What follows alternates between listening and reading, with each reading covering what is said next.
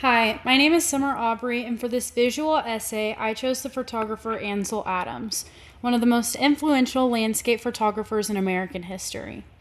His photos are known for their incredible detail, dramatic lighting, and the striking black and white compositions. Throughout this presentation, I will briefly discuss Adams' life and career, analyze two of his most iconic photos, then compare them to my own artistic style. Ansel Adams was born in San Francisco, California in 1902. At 14 years old, he visited Yosemite National Park with his family for the first time. During that trip, his parents gave him a Kodak camera, an experience that completely changed the direction of his life. What began as a hobby eventually became a lifelong passion for photography and the preservation of America's natural landscapes. One of Adams' greatest contributions to photography was helping develop the zone system, a method photographers use to carefully control the exposure and contrast of their photos. Before the 1930s, photographers had a lot less control over how their final photos looked. Film could lose detail in bright areas like the sky, clouds, or snow, or in dark areas like forests or shadows. A photographer often had to choose between exposing for the highlights and light parts of the photo or the dark parts and the shadows of the photo, meaning the image would lose part of its detail. Ansel Adams wanted a more predictable way to create exactly the photo he wanted, so around 1940 he began working with the photographer Fred Archer to develop what became known as the zone system. Rather than relying on trial and error, they created a method that allowed photographers to carefully measure the light before taking a photo and then adjust how the film was developed afterwards. Beyond his artistic achievements, Adams was also deeply committed to the environmental conservation. Working alongside organizations like the Sierra Club and the National Park Service, he believed photography could inspire people to appreciate and protect America's wilderness. His photos helped shape public opinion about preserving national parks and natural landscapes, demonstrating that photography can be both an art and a powerful tool for environmental advocacy. One of his most famous photographs is Moonrise from Hernandez, New Mexico. At first glance, the photograph appears peaceful and simple, but a closer look kind of reveals his careful planning and remarkable technical skill. One of the first things viewers notice is the incredible tonal range. Tonal range is like the range of light and dark in a photo, from the brightest whites to the darkest shadows, is what tonal range is. And Adams captures the bright white clouds and the glowing moon over the illuminated cemetery crosses, and the nearby black foreground with all is in the same photo. This balance reflects his careful understanding of exposure and the tone system. The composition is also carefully organized. The horizon is low in the frame, allowing the sky to really dominate the image. The moon acts as a visual anchor, while the cemetery draws the viewer's eyes back down to the landscape. And together, these elements create a sense of balance between the sky and the landscape. Culturally, the photograph reflects, an appreciation for the Western landscape. The mountains symbolize permanence and strength, while the small town represents human civilization, existing within nature rather than dominating it. The cemetery crosses add another layer to it. In many Western cultures, crosses symbolize faith and remembrance and sometimes even mortality. And their bright appearance against the dark landscape creates a visual reminder of, both human life and its temporary nature. After critically considering Adams' technical mastery and the symbolic meaning within the image, I believe that Moonrise succeeds because it transforms an ordinary landscape into something so much more meaningful. Rather than simply documenting a town in New Mexico, he has created an image that invites viewers to think about time and faith and, our relationship with nature. And my conclusion isn't just based on my first impression. It comes after considering multiple perspectives, like cultural perspective and technical perspective, etc. This photograph demonstrates that technical excellence alone isn't what makes good photography. It combines composition, exposure, and symbolic imagery to create a photo that continues to resonate with viewers even decades after it's been taken. Another iconic photo is Clearing the Winter Storm. This was photographed in Yosemite. This photo captures, dramatic clouds lifting over huge mountains after a winter storm.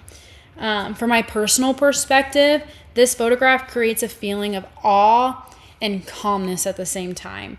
The huge mountains and the big trees and the almost like ominous clouds make the landscape feel almost overwhelming, reminding me how small we humans are compared to nature. Personally, the image kind of encourages me to slow down and take a breath and appreciate nature in a way that everyday life doesn't always allow. Historically, Clearing Winter Storm was created during a period when landscape photography was helping redefine photography as a fine art. Ansel Adams was working during a time when the American conservation movement was gaining momentum and national parks had already been established. Many people had never really seen these places in person, though. And rather than simply documenting Yosemite, he was creating images that encouraged Americans to see these landscapes as a part of their heritage and see these landscapes as worthy of protection. And understanding the historical concepts helps explain why the image became much more than a beautiful landscape. It became part of the conservation movement. There aren't a whole lot of ethical concerns surrounding this image because Ansel Adams had a way of photographing landscape without exploiting people or altering reality at all. Instead, his work raises the question for viewers: what responsibility do us as humans have to protect places like Yosemite? His photography encourages environmental stewardship rather than exploitation, making it, ethically significant even decades later in 2026. After considering, the personal, historical, and ethical and cultural perspectives of this photo, I think it's successful because it combines extraordinary technical skill, like with exposure, composition, and everything, with also a meaningful cultural purpose. Technically, he demonstrates mastery over composition, lighting, and exposure and tonal range. I mean, that honestly goes without being said. Historically, this photograph contributed to the growing conservation movement in the U.S. Culturally, it transformed Yosemite into a powerful symbol of America's natural heritage. Ethically, it encourages viewers to value and protect the environment rather than exploit it. What makes this photograph remarkable is that it communicates all of these ideas without using words. Adams transforms a single moment after a storm into a timeless visual statement about resilience, beauty, and humanity's relationship with nature. So this photo is actually a photo I took last week, and when I was editing them and turning them black and white, because I always do that for my clients, I actually felt that this was a worthy comparison due to the composition, balance, and exposure.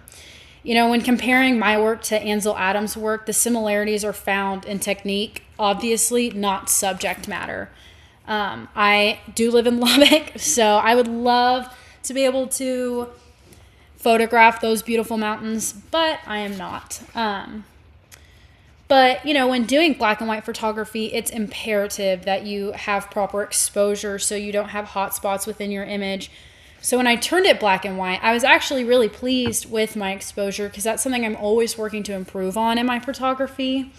The center alignment creates a nice sense of composition, but I do wish there wasn't so much stuff in the background on the right side of this image, causing the balance to be thrown off and the viewer's eyes to be distracted. For my next photo, I chose a photo I took on campus in the spring. Although he's known for his dramatic mountain landscapes, I wanted to apply the technical approach to a smaller subject. I composed the image so the tulips were the clearest focal point from like a depth of field perspective, similar to how Adams used composition to direct viewers through the landscape rather than just taking a quick snapshot. I thought about balance and lighting and the relationship between the tulips and Texas Tech University. After considering the perspectives, I believe this photograph successfully riffs his artistic style without copying his work, because although I didn't photograph mountains or wilderness, I applied the principles of his strong composition, careful observation, and black and white tonal contrast to a much smaller and much more familiar subject. My goal wasn't to recreate his photographs, but demonstrate his approach to photography and reveal the beauty in our everyday life.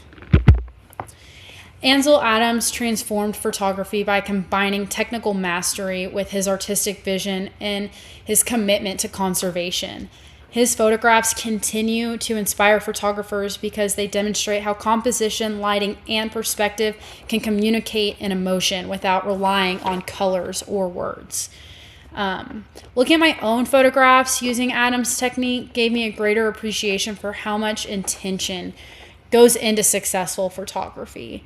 It showed me that powerful images don't always require crazy locations and everything. Sometimes changing the way we look at familiar places can really reveal the beauty we might otherwise overlook. And this is my works cited. Thank you.